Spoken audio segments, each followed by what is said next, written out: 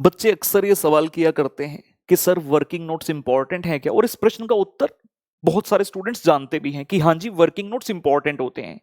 कुछ बच्चों को ये लगता है कि वर्किंग नोट है मतलब मेन आंसर का पार्ट नहीं है, तो ये रफ नोट है, तो इसे हम रफ वर्क की तरह कर सकते हैं। ये एटीट्यूड बहुत गलत है।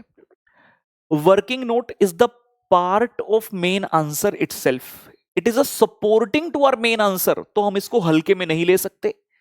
जितनी क्लीनलीनेस से आप जितनी सीरियसनेस से फाइनल आंसर मेन आंसर को करते हो, वैसे ही वर्किंग नोट को भी करना है। रीजन बीइंग वर्किंग नोट के भी नंबर होते हैं। सिर्फ फाइनल आंसर की जो स्टेटमेंट है, जो फॉर्मेट है, सिर्फ उसके मार्क्स नहीं है। मान लो क्वेश्चन अमलगामेशन चैप्टर का है, क्वेश्चन है सिर्फ इतना बोला भाई परचेजिंग कंपनी की बुक्स में एंट्री पास करनी है।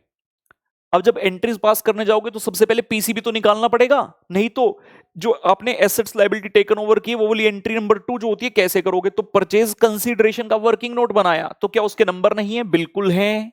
तो वर्किंग नोट सबसे पहली बात डेफिनेटली जरूरी है, बनाने होते हैं। नंबर 2 जो मैंने कहा क्लीनलीनेस से बनाने हैं, नीट एंड क्लीन होना चाहिए वर्किंग नोट। अभी सबसे इंपॉर्टेंट पॉइंट पर आ रहा हूं धीरे धीरे। यह भी मैंने बता दिया कि वर्किंग नोट के आपको मार्क्स मिलेंगे। सर वर्किंग नोट पहले बनाएं कि बाद में बनाएं, यह प्रश्न भी बच्चों को बहुत परेशान करता है। आइडियली वर्किंग नोट हमेशा मेन आंसर के बाद में रहना चाहिए। मतलब कई बार बच्चों के मन में सवाल आता है सर हमें पता नहीं चल पाता सर कितनी जगह छोड़नी है। हम छोड़ते हैं इतनी सी जगह, वर्किंग नोट बना देते हैं, उसके बाद में पता लगता है जो इतनी जगह छोड़ी थी कम पड़ गई, हमें तो ज्यादा जगह चाहिए थी।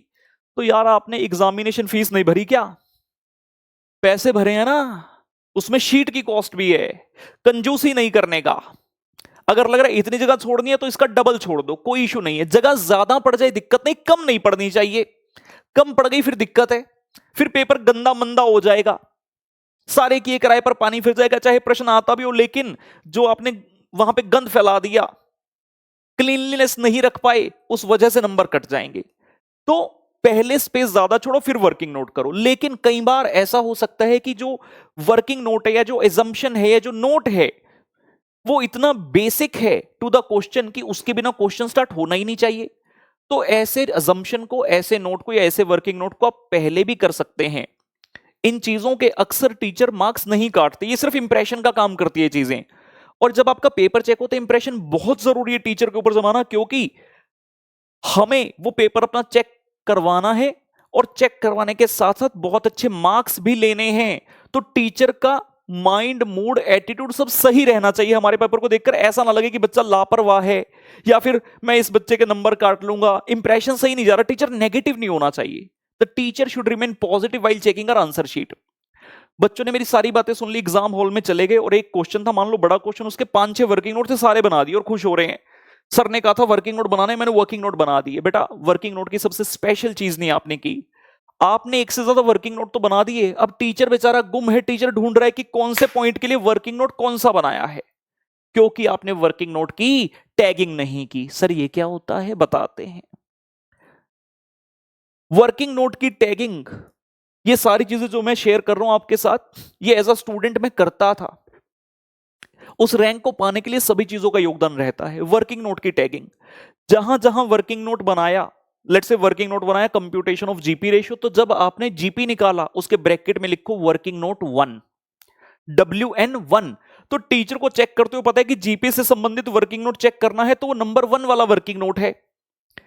मान लो आपने डेप्रिसिएशन का वर्किंग नोट बनाया नंबर 2, तो जहां आपने आंसर में डेप्रिसिएशन का अमाउंट लिखे उसके ब्रैकेट में लिखिए WN2, मतलब वर्किंग नोट नंबर 2 के लिए टीचर डेप्रिसिएशन पर जाएगा। वर्किंग नोट अगर एक से ज्यादा है, definitely you need to tag कि कौन सा वर्किंग नोट किस चीज के लिए बना है। So working notes always remain a very very important part, don't do it like rough. और कई बार ये भी सवाल आता है कि सर कितने वर्किंग नोट बनाए? मैक्सिमम जितनी चीजों के लिए आपको लग रहा है वर्किंग नोट बनना चाहिए बनाओ। कई बार हमें लगता है कि यार कैलकुलेटर दिया है, कैलकुलेटर पर ही फिगर कर दें और वर्किंग नोट ना बनाए। तो बेटा कैलकुलेटर पर तो कई बार पूरा पूरा क्वेश्चन भी हो सकता है, लिखने की आवश्यकता ही क्या है। लेकिन हमें पता है कि हमारा सिर्फ वो आंसर शीट ही है जो कि फ्लो कर रहा है टिल द एग्जामिनर, हम तो खुद नहीं जा रहे। तो जो भी हमारे मन में हमें उसको एक्सप्रेस करना होगा। तो जिस भी चीज के लिए लगता है वर्किंग नोट बनना चाहिए उसके लिए बना दो। मतलब कंप्यूटेशन अगर इन्वॉल्व है लगता है, ठीक है ना, तो वर्किंग नोट डेफिनेटली बनाकर आइए।